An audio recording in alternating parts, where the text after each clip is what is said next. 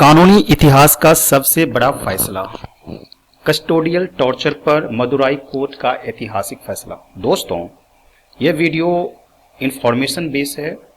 जो घटना देश में घटित हुई और जो सजा जज के द्वारा दिया गया, उसी सतानकुलम कस्टोडियल डेथ मामले में अदालत का साहसिक और कड़ा निर्णय है, जिसमें डिसीजन जो दिया गया था कोर्ट के द्वारा वो बहुत बड़े विचारणीय और समझने योग्य है और जानने योग्य भी है। यदि हम इसे जानते हैं तो पता चलेगा कि सच में ऐसा क्या हुआ था उस घटना में, जो घटना आज एक दूसरे को सीखने के लिए मिलता है। चलिए कंटिन्यू करते हैं। मैं हूं एडवोकेट जयशंकर प्रसाद निराला। वीडियो को पूरा देखिएगा, तब आपको समझ में आएगा कि सच में जो फैसला लिया गया था वह कितना साहसिक था और ऐतिहासिक भी हुआ। कस्टडियल हिंसा, यानी कस्टडियल हिंसा मतलब होता है कि यदि कोई व्यक्ति जो कुछ गलती करता है, लेकिन जब वह कस्टडी में रहता है यानी पुलिस के हिरासत में रहता है, जेल में रहता है, और उसके साथ पुलिस के हिरासत में रहने के साथ उनके ऊपर कुछ अत्याचार होता है और उसके कारण कुछ न कुछ उस पीड़ित व्यक्ति को भुगतना पड़ता है। राइट? तो पूरा बने रहिए। 6 साल लंबा इंतजार और आखिरकार मिला न्याय। यानी आपने ये समझ गया कि यह कांड जो है बहुत ही पुराना है, 2020 का ही है। सातानकुलम कांड 2020 में पुलिस हिरासत में पिता पी जयराज और बेटे जे वेनिक्स की बर्बरता से हुई मौत पर बड़ा फैसला है। 6 अप्रैल 2026 को मदुराई अतिरिक्त सत्र अदालत एडिशनल सेशन जज ने मानवता को शर्मसार करने वाली इस घटना पर कड़ा फैसला सुनाया। न्यायाधीश ने वर्दी की आड़ में किए गए अपराध को अत्यंत क्रूर मानते हुए कानून की सर्वोच्चता को पुनर्स्थापित किया। एक्चुअली यहाँ जो दिया गया कि वर्दी के आड़ में एक्चुअली पुलिस के द्वारा उनके ऊपर बर्बरता की गई थी, उनके जो कस्टडी में था उनके ऊपर बहुत सारा अत्याचार हुआ था। आइए घटनाक्रम को जानते हैं जो आपको अंदर से झकझोर देगी।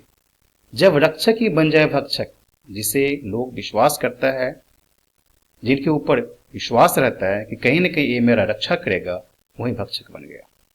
घटना है 20 जून 2020 की। रात भर का यातना। क्या हुआ था वो रात भर?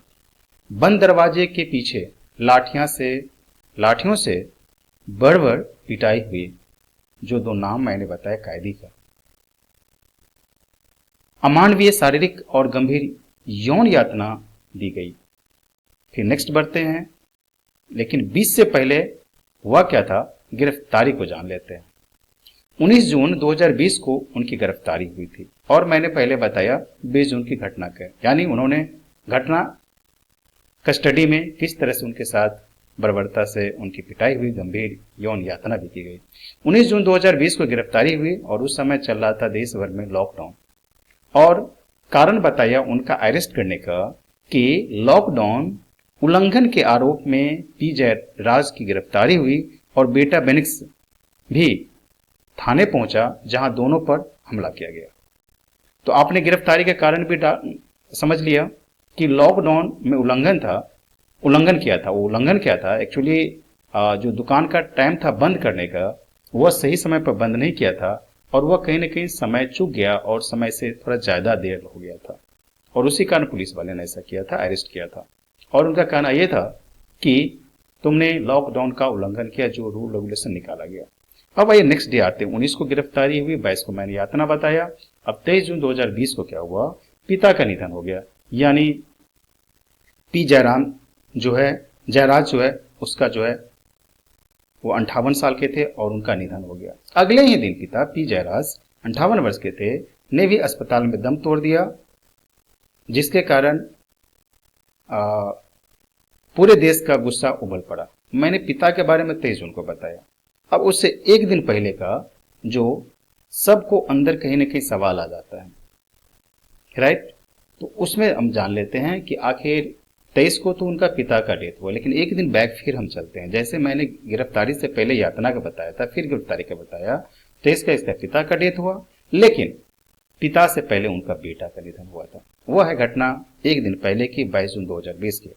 लगातार खून बहने और अंदरूनी गंभीर चोटों के कारण अस्पताल में बेटे जे बिनिक्स जो 31 साल का था, तड़प तड़प कर मौत हो गई थी। आपने घटना समझा कि उन्होंने क्या किया था, तो लॉकडाउन का उल्लंघन करने के बाद उनकी जब कस्टडी हुई, कस्टडी में उनको टॉर्चर किया गया, उनके साथ बहुत सारे टॉर्चर करने शारीरिक और मानसिक रूप से, तो उनके कारण जो उनका शरीर था वो आगे अच्छा नहीं रहा, स्वस्थ नहीं रहा और मौत हो गई। एक के बाद एक बेटा, उसके बाद बाप। इतना तो आपने घटनाक्रम भी जान लिया। मैं बहुत ज्यादा समय लूंगा, बहुत शॉर्ट में आपको इसको बता रहा हूँ। आप सजा का ब्यौरा देख ले, दोषी जो पुलिसकर्मी थे और क्या कानून कहता है। एक्चुअली उस समय उन पर जो केस डाला गया और जो भी ऑफिसर उनके साथ इतने टॉर्चर किया था वह था तत्कालीन inspector S Shridhar.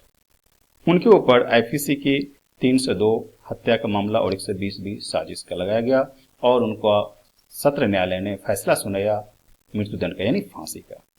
Sub inspector भी था, उनका नाम था टी रघु गणेश के बालकृष्ण, जिनके ऊपर आईपीसी 302, 120 बी और 201 यानी सबूत मिटाना, और उनको भी मृत्युदंड दिया गया, सुनाया गया फैसला।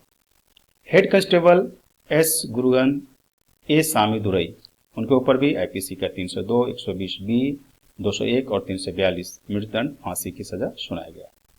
कांस्टेबल था एम मुथुराज, एस चेलादुरई और 2 अन्य भी थे उनके साथ, उनका नाम यहाँ पर नहीं है। उनके ऊपर भी आईपीसी 302, 120 बी और 201 के तहत उनके ऊपर जो सजा सुनाई गई वो मृत्युदंड का। बात यह है कि सबसे पहले हमें जान लेना है कि मदुरई कोर्ट का ऐतिहासिक और साहसिक कदम जो स्टेप उठाया गया वो कहीं न कहीं एक सीख मिलनी चाहिए उससे। जो दूसरे पुलिसकर्मी है जिनके ऊपर इतने सारे दायित्व, इतने ज्यादा भार दिया गया पब्लिक की रक्षा करने के लिए, उनके लिए बहुत बड़ी चीज है। और आप जब जानेंगे तो आपको भी समझ में आएगा कि सच में यह जो फैसला सुना गया किस तरह का।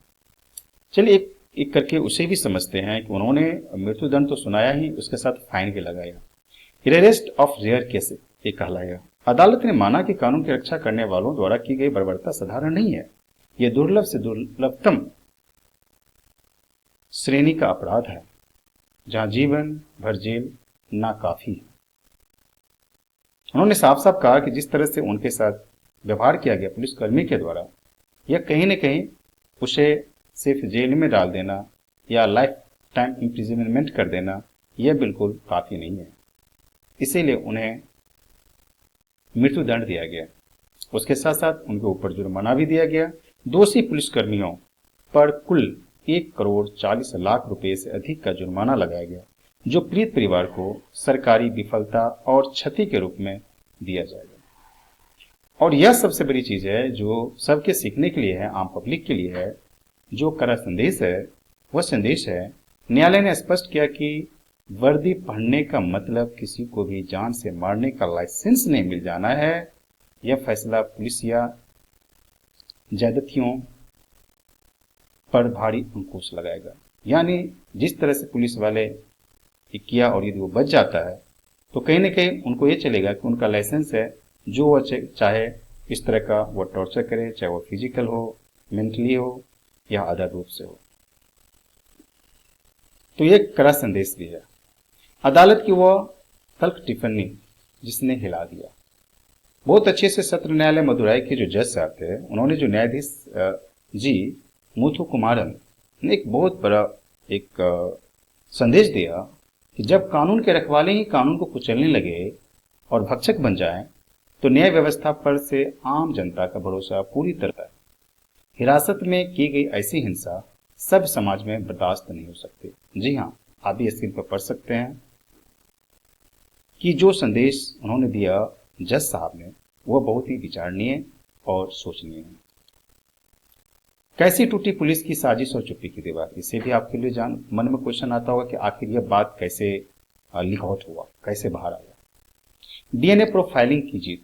थाने की दीवारों और फर्श पर मिले खून के धब्बे जयराज और वेनिक्स के डीएनए से मेल खा गया, जिसने पुलिस की मारपीट और वैज्ञानिक रूप से सिद्ध कर दिया। नो डाउट आपके पास भी डाउट में होगा। सीसीटीवी में छेड़छाड़ बेनकाम। आपने समझा कि सीसीटीवी में भी कहीं न कहीं एविडेंस को छेड़छाड़ किया था। पुलिस ने सीसीटीवी फुटेज डिलीट करने की कोशिश की, पर अन्य डिजिटल और स्वतंत्र रिकॉर्ड्स ने साबित किया कि पीड़ितों का व्यवहार सामान्य था। यानी वो लोग कुछ ने ऐसा किया था जो कैदी थे, बल्कि उनके द्वारा, पुलिसकर्मी के द्वारा ही उनके ऊपर दुर्व्यवहार किया गया। अब आगे है कि व्हिस्ल ब्लोअर गवाह की बहादुरी। थाने की महिला हेड कांस्टेबल रेवती की गवाही सबसे अहम थी, जिसने गवाही दी कि पीड़ितों को रात भर बड़बड़ यातना दी गई। कहते हैं ना, आप दुनिया के सभी लोग भ्रष्ट नहीं होते, कोई डिपार्टमेंट भ्रष्ट नहीं होता, उसके कुछ लोग भ्रष्ट होते हैं। अब आप समझ गए कि रेवती भी वही काम करने वाली थी और वह एक महिला थी, और थाने की महिला ने गवाही दी कि जी हाँ, पीड़ितों को साथ रात भर बर्बरता यातना दी गई। अब है कि ऐतिहासिक कड़ा संदेश जो है वो कस्टोडियल डेथ के खिलाफ जंग। पुलिसकर्मियों पुलिसकर्मी एक नहीं थे, बल्कि 9 थे। 9 पुलिसकर्मियों को एक साथ फांसी। भारतीय न्याय व्यवस्था के इतिहास में पहली बार ऐसा हुआ। आमतौर पर पुलिसकर्मियों को कस्टोडियल डेथ के मामले में उम्र कैद या विभागीय कार्रवाई ही मिल पाती थी। अब विभागीय कार्रवाई क्या होगा? विभागीय कार्रवाई सस्पेंड होगा, फिर उनको उस समय भी पैसा मिलता है, बाद में फिर वो रिज्वाइन कर लेता है, फिर वही का वही हालत रह जाती है। उम्र कैद मिलता तो वह जेल के अंदर मजे में रहता। लेकिन इस फैसले ने एक अभूतपूर्व नजीर स्थापित किया।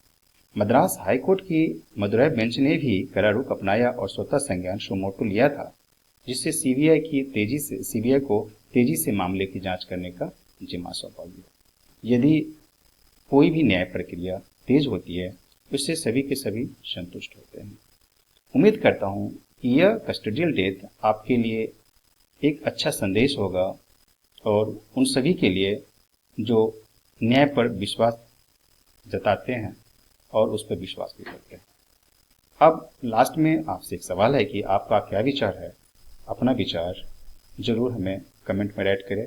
क्या इस कड़े ऐतिहासिक फैसले से पूरे देश में पुलिस की बर्बर रवैये और कस्टोडियल टॉर्चर पर रोक लग पाएगी? ये सवाल है। अपनी राय कमेंट में जरूर बताइए कि ये सवाल का जो जवाब है वो क्या होगा। क्या ऐसा हो सकता है कि कहीं न कहीं इस तरह से न्याय अच्छे से मिलेगी और उस पर रोक भी लग जाएगी, पुलिस वाले ऐसा नहीं करेंगे? ये शिक्षाप्रद वीडियो, इंफॉर्मेटिव, जो नॉलेजेबल बेस है, यह बेस वीडियो था और यह सच्चाई पर जीत हुई थी। वीडियो को लाइक जरूर करें, शेयर भी करें और चैनल को सब्सक्राइब ना किए हैं तो चैनल को सब्सक्राइब भी करें। Thank you so much.